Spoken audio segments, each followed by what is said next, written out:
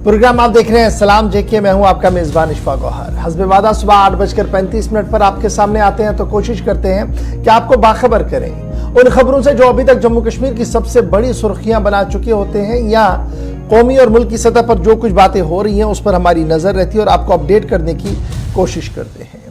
और ये सिलसिला लगातार 10 बजे तक हम चलाते हैं और आज भी ये सिलसिला इसी तरीके से चलेगा। खबर भी होगी, तजिया भी होगा, तबसरा भी होगा और आखिर पर आपकी चंद फोन कॉल्स को भी शामिल प्रोग्राम करेंगे, जहां पर आप अपनी आवाज को बुलंद करेंगे, अपनी आवाज को उठाएंगे, हुकूमती इदारों तक पहुंचाएंगे, इस उम्मीद के साथ कि इदारे आपकी आवाज को सुने, आपके मसाइल को सुने और अपनी मनसूबाबंदी उस तरीके से करे जहां पर मुश्किलात का अजाला हो सके।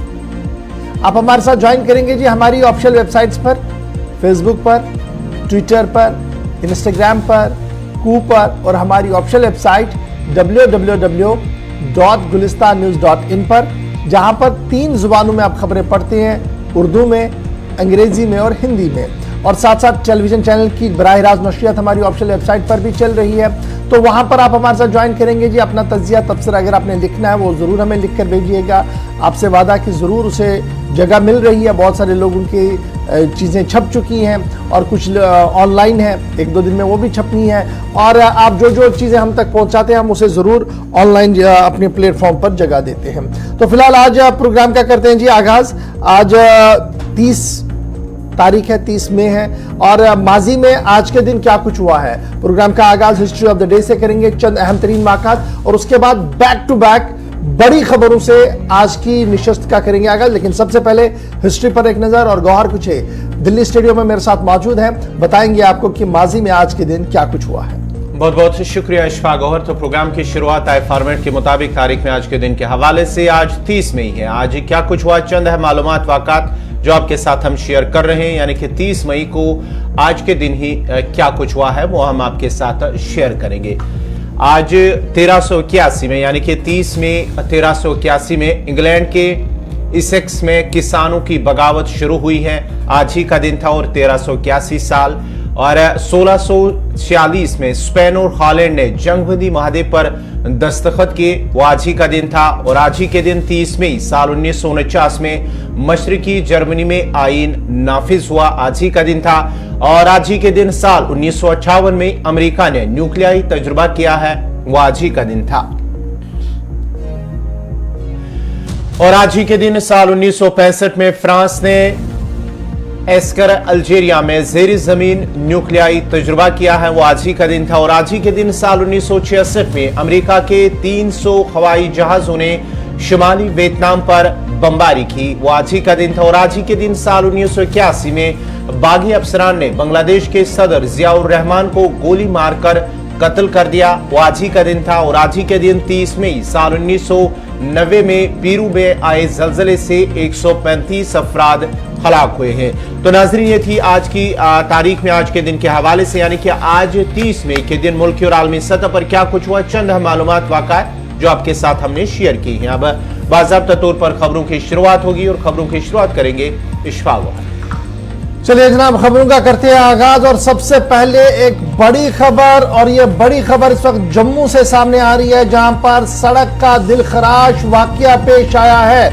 और ये सड़क का दिलखराश वाकया जजर कोटली के मकाम पर पेश आया है। जम्मू जजर कोटली से इस वक्त की अहम तरीन बड़ी खबर कि अमृतसर से कटरा जा रही गाड़ी को हादसा पेश आया है और अभी तक 10 लोगों के मारे जाने की खबर सामने आ रही है। जहां इस हादसे में 10 लोगों के मारे जाने की खबर की तस्दीक हो रही है, वहीं पर दर्जनों लोग जख्मी हैं जिन्हें मकामी अस्पताल मुंतकिल कर दिया गया है। खदशा यह भी लगाया जा रहा है कि मरने वालों की तादाद बढ़ सकती है।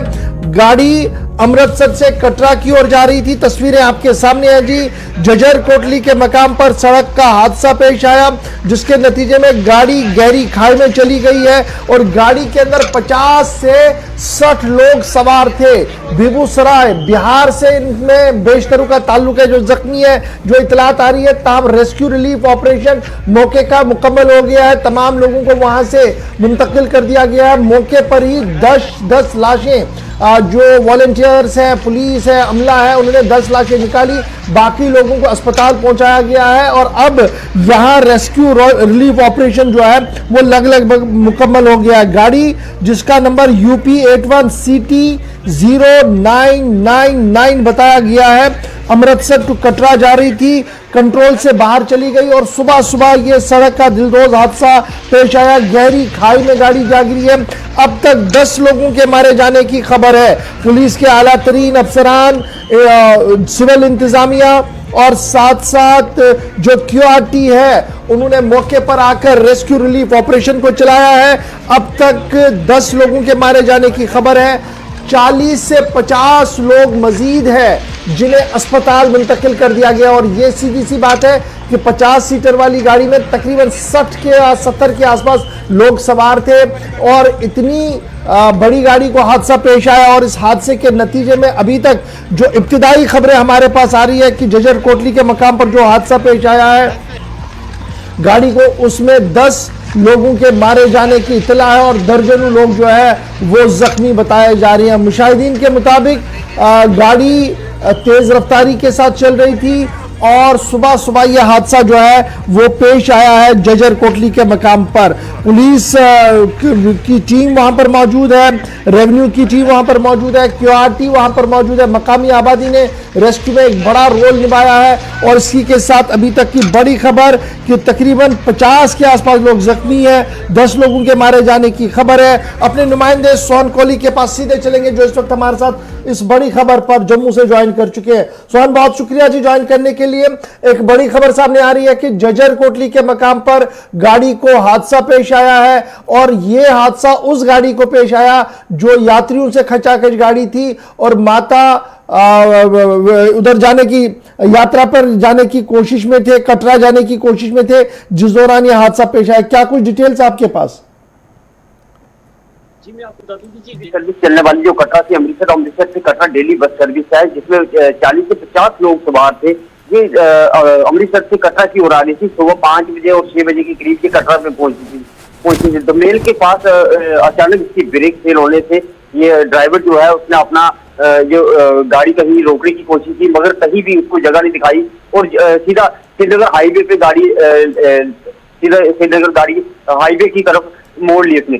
जब जजर कोटली ब्रिज के पास पहुंचा तो अचानक से हादसा हुआ। ब्रिज से गाड़ी नीचे उतर गई। और मैं आपको बता दूं कि यहाँ पे अभी तक जो माँ वैष्णो देवी के दर्शन करने के लिए श्रद्धालु आ रहे थे, 10 लोगों की मौके पर भी मौत हो चुकी है और सुनने में आ रहा है ड्राइवर की भी जो मृत्यु हो गई है। अभी तक जो सीरियस है उनको GMC जम्मू में हॉस्पिटल में शिफ्ट किया गया और बाकी वालों को जो दमेल जो हॉस्पिटल है वहाँ पे शिफ्ट कर दिया। बहुत बड़ा हादसा ये सुबह सुबह जो कि माँ वैष्णो देवी के श्रद्धालु दर्शन करने के लिए आ रहे हैं उनके लिए ये बहुत बड़ी दुखद की खबर है कि आज के दिन जो श्रद्धालु जो मंगलवार का दिन है सुबह सुबह माँ वैष्णो देवी के दर्शन करने के लिए आ रहे थे।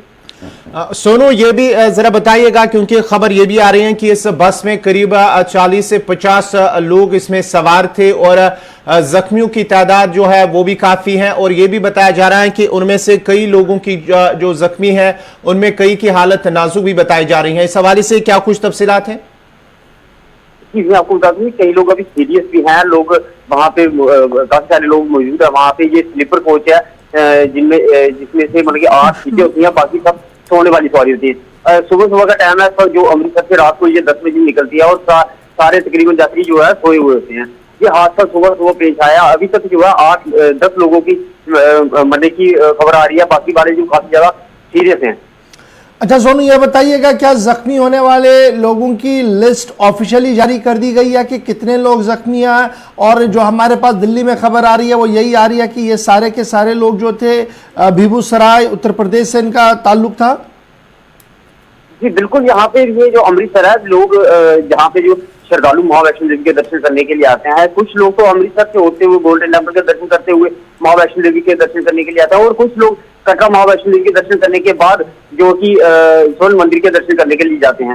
ये लोग बाहरी राज्य से आए होते हैं और अमृतसर से जो डेली सर्विस जो ये बस है जो कटरा अमृतसर चलती है। चलिए, बहुत शुक्रिया सोनू, हमारे साथ सोनू कोहली ज्वाइन किए हुए थे जो बता रहे थे कि जनाब क्या कुछ ये मामला चला है। फिलहाल बड़ी खबर ये है कि लगभग 10 लोगों की लाशें पहले फेज में निकाली गई हैं। ऑपरेशन यहाँ पर मुकम्मल हो गया है, क्योंकि गाड़ी पलट गई है, गहरी खाई में गिरी थी, वहाँ से लाशों को निकालना, जख्मियों को निकालने का सिलसिला जो है वो मुकम्मल हो गया है।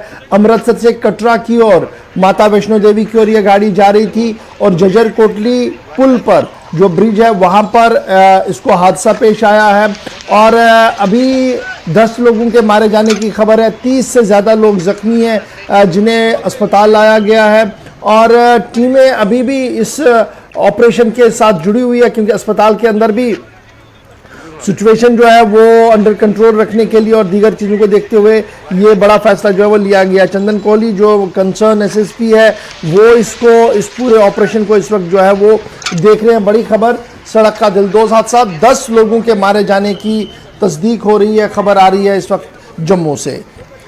चलिए जनाब, जहां जम्मू नेशनल हाईवे पे और कटरा आते आते गाड़ी को हादसा पेश आया है, वहीं पर एक और अच्छी खबर भी है कि रेलवे ने अब आने वाले दिनों में यात्रियों का रश देखते हुए स्पेशल ट्रेन चलाने का फैसला लिया है। दिल्ली से कटरा के लिए खुसूसी ट्रेनें चलेंगी और इस सिलसिले में बाज़ाब्ता तौर पर रेलवे अथॉरिटीज ने 3 खुसूसी ट्रेनें दिल्ली टू कटरा चलाने का फैसला ले लिया है और ये ट्रेनें 1 जून से 30 जून के दरमियान चलेंगी, ताकि माता वैष्णो देवी जाने वाले यात्रियों को मजीद आराम और आसाइश मिल सके। स्पेशल ट्रेनें जो हैं इनमें एसी कोचेस लगी होंगी। सोनीपत, पानीपत, करनाल, कुरुक्षेत्र जंक्शन से होते हुए Ambala Cantt, Ludhiana, Jalandhar Cantt, Pathankot Cantt और जम्मू तवी से होते हुए उधमपुर की ओर ये चले जाएंगी। ये रूट बनाया गया और इसी तरीके से जो वीकली ट्रेन सर्विसेज चलेंगी जो दिल्ली श्री माता वैष्णो देवी कटरा के लिए शुरू की गई है वो 3 जून से 25 जून के दरमियान होगी। ये तो वीकली होगी और दूसरा डेली सर्विस चलाने का फैसला जो है वो 1 जून से 30 जून के दरमियान होगा और ये ट्रेन सर्विस रात 11 बजे से सैटरडे को चलेगी।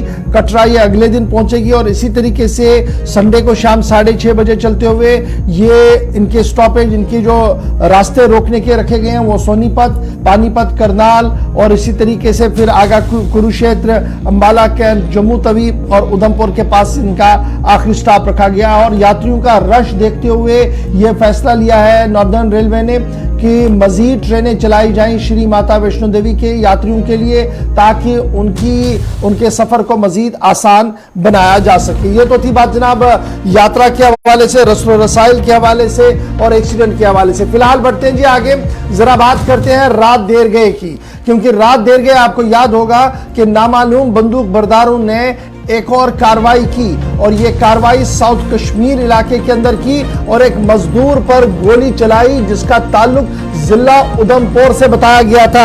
और कल रात देर के अनंतनाग के अंदर गोली चली थी जिसमें प्राइवेट सर्कस के अंदर काम करने वाले और अम्यूजमेंट पार्क जंगलात मंडी के अंदर काम करने वाले एक निजी कारकुन को नजदीक से गोली मारी गई, जिसके नतीजे में उसकी मौत अस्पताल आते आते हो गई थी। कल रात देर गई इस पूरे इलाके को मुहासरे में लिया गया था, तलाशी कार्रवाई शुरू भी की गई थी, लेकिन रात देर गई तक ऑपरेशन जारी रखने के बावजूद भी किसी की गिरफ्तारी इस पूरे मामले पर सुबह तक नहीं हो पाई है। इधर रात ही लेफ्टिनेंट गवर्नर मनोज सिन्हा, साबिक वजीर आला उमर अब्दुल्ला, साबिक वजीर आला महबूबा मुफ्ती, साबिक वजीर और अपनी पार्टी के सरबराह सईद अल्ताफ बुखारी समेत कई सियासी जमातों ने इस कत्ल की मजम्मत की है और कहा कि इस तरीके से कार्रवाई करके जम्मू कश्मीर की आवाम के हौसलों को नहीं तोड़ा जा सकता है। ताम सिक्योरिटी पर भी सवाल उठाए गए हैं। बड़ी खबर हम आपको बता रहे हैं कि उधमपुर से इस शख्स का ताल्लुक था जिसको कल नजदीक से गोली मारी गई है और गोली लगने के नतीजे में वो जान बहक हो गया था, जिसके बाद अस्पताल लाते लाते उसको ब्रॉड डेड डिक्लेयर किया गया। रात की तस्वीरें सीधे फिदा हुसैन के पास चलेंगे अनंतनाग, क्योंकि खबर यह है कि ऑपरेशन और आसपास के इलाके के अंदर सिक्योरिटी टाइट, और साथ साथ उधमपुर भी चलेंगे जहां से किशोर हमारे साथ ज्वाइन करेंगे और दोनों जगहों का अपडेट, लेटेस्ट अपडेट आपके सामने रखेंगे। सबसे पहले फिदा हुसैन जरा अपडेट करिएगा, क्या कुछ ताजा तरीन खबर है? रात भर जो ऑपरेशन चला, सिक्योरिटी एजेंसीज को कोई इसमें कामयाबी मिली है।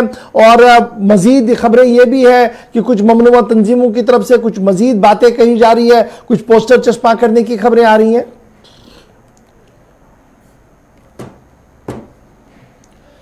फिदा, अब तक आवाज आ रही है?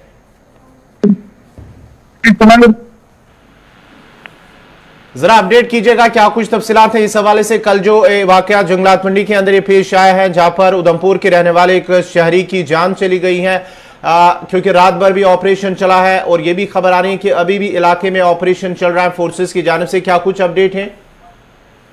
देखिए, सबसे पहले मैं गौर आपको ये बता सकता हूं कि अगर हम इस ऑपरेशन की बात करेंगे, जो कल दीपू की हत्या के बाद दीपू की जो गोली लगी है उसकी जब मौत हुई, उसके बाद अगर हम सिक्योरिटी फोर्सेस की बात करेंगे, क्योंकि सिक्योरिटी फोर्सेस ने पूरे इलाके को कॉर्डन में ले लिया था और वहां पे तलाशी कार्रवाई भी शुरू की गई थी। लेकिन ऐसा लग रहा था कुछ देर के लिए, क्योंकि ये आपको थोड़ी देर के बाद इख्तिताम पजीर होगा, लेकिन ये काफी लंबा चला। लेकिन अगर सुबह की बात करेंगे, हालांकि सुबह वहां पे किसी तरह का कॉर्डिनल सर्च ऑपरेशन जो हमें अपने जराए है तो उनके हवाले से खबर है कि वो कॉर्डिनल सर्च ऑपरेशन जो है रात देर गई खत्म हुआ। लेकिन दीपू को कैसे गोली लगी? दीपू क्योंकि वहां पे मेला जो है वो सजाया गया था रमजान के बाद, यानी कि ईद से पहले 1-2 दिन पहले वहां पे ये मेला सजाया गया था। और इस मेले में जहाँ पे लोग जो है सैर तफरी के लिए वहां पे जो है उनका पहुंचना शुरू हुआ था।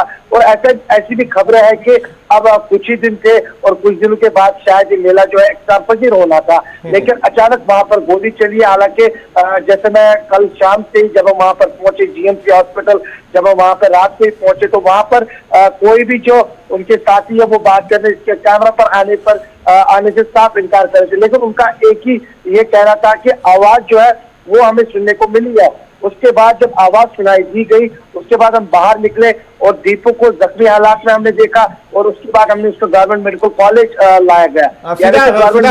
यहाँ से जानना चाहूंगा, ये जो दीपू पर गोली चली है, क्या दीपू उस वक्त अपने मकान यहाँ पे जहाँ पे वो रहता था वहां पे था, या बाहर किसी मार्केट में था जहां इस पर ये गोली चली है? देखिए गौर, मार्केट जो है वहां से दूर है, लेकिन जहाँ पे ये रहते थे, हालांकि वहां पे उनका मार्केट भी सकता था इस मेले में, क्योंकि मेले में बहुत तरह के स्टॉल जो है वो लगाए गए थे और शायद उनको किसी चीज की जरूरत भी नहीं पड़ती होगी। लेकिन यहाँ पे अब यही सवाल है। लेकिन जो उनके साथी है उन्होंने कहा कि दीपू अंदर थे, और जब हमने आवाज सुनी हम बाहर आए अपने टेंट से, और हमने वहां पे खून में लथपथ दीपू को पाया, और उसके बाद दीपू को हमने गवर्नमेंट मेडिकल कॉलेज जो है वो लाया गया। फिदा हुसैन, ये बताइएगा, सर्कस लगा था, मेला लगा था, तो क्या सिक्योरिटी का माकूल और मुनासिब घेरा वहां पर मौजूद नहीं रहता था रात को? क्योंकि जब ऑलरेडी इस तरीके के इनपुट्स है कि कुछ भी हो सकता है, तो इसमें सिक्योरिटी का कहां तक हिसाब था, नंबर 1। और नंबर 2, क्या कोई सीसीटीवी फुटेज या कुछ इस तरीके का कोई वाइटल इंफॉर्मेशन पुलिस के हाथ लगा है जिससे कुछ ब्रेक थ्रू इस पूरे केस में हो सके? देखिए इशफाक, अगर हम जो जहाँ पे मेला लगाया गया था, अगर हम उससे सिर्फ 100 या 200 मीटर की दूरी की बात करेंगे, वहाँ पे गवर्नमेंट मेडिकल कॉलेज जो है उसके नजदीक पड़ता है। यानी कि जाहिर सी बात है, गवर्नमेंट मेडिकल कॉलेज है, सरकारी इदारा है, तो वहाँ पर कहीं ना कहीं पे सीसीटीवी जो है वो वहाँ पे लगे होंगे। हालांकि क्योंकि सिक्योरिटी वजूहात के बिना पे कहाँ पर ये लगे हैं वो तो किसी को पता नहीं होता है। लेकिन यहाँ पर सीसीटीवी की बात की जाए तो कहीं ना कहीं पर जिन्होंने ये मेला लगाया था, क्या उनके पास सीसीटीवी कैमरा लगा था? अगर सीसीटीवी कैमरा उनके पास लगा है तो उनके पास जो सिक्योरिटी फोर्सेस है उनको उस हत्यारे की जो पहचान है उसमें काफी राहत मिलेगी, उसकी पहचान जो है जल्द हो सकती है। लेकिन अगर वहां पर सीसीटीवी, क्योंकि बारिशें भी थी, ये भी मैं आपको बता दूं यहाँ पर इस बात, क्योंकि कल रात को जब हम वहां पर पहुंचे हल्की बारिश भी हो रही थी, जैसे हम कह रहे थे कि मौसम खराब था और लोग जो है अपने घरों में जल्दी जो है उनका जाना शुरू हुआ। तो उसके बाद जब ये हादसा पेश आया तो उसके बाद सिक्योरिटी फोर्सेस पूरे इलाके को कॉर्डन में ले लिया। चलिए, बहुत शुक्रिया फिदा हुसैन हमारे साथ ज्वाइन करने के लिए। फिलहाल ऑपरेशन रात देर गए चलाया गया, किसी भी मुश्तबे अफराद की गिरफ्तारी की कोई इतला नहीं है। ताहम दीपू की मौत हुई और आज उसके आखिरी रसूमात जो है वो उनके आबाई गाँव के अंदर उधमपुर के अंदर कराए जाने की खबर भी आ रही है। छोटा सा ब्रेक होगा जी, यहाँ पर ब्रेक है, उस पार आएंगे तो ऑपरेशन की बात हो रही है तो बात बताएंगे आपको कि SIA भी इस वक्त काफ़ी सरगर्म है और क्या कुछ कर रही है उस पर गुफ्तगू करेंगे। फिर कैट का एक बड़ा फैसला आया है, मुलाजमीन के लिए राहत है, किन मुलाजमीन के लिए राहत है उस पर भी गुफ्तगू करेंगे। और हुकूमत अपने फैसले को अमलाने में अब तक नाकाम क्यों हुई है, कौन सा फैसला है जिसको अमलाना था और क्यों इसमें लैतुलैल हो रही है, डिटेल के साथ छोटे से ब्रेक के बाद। उम्मीद है कि आप हमारा साथ देंगे।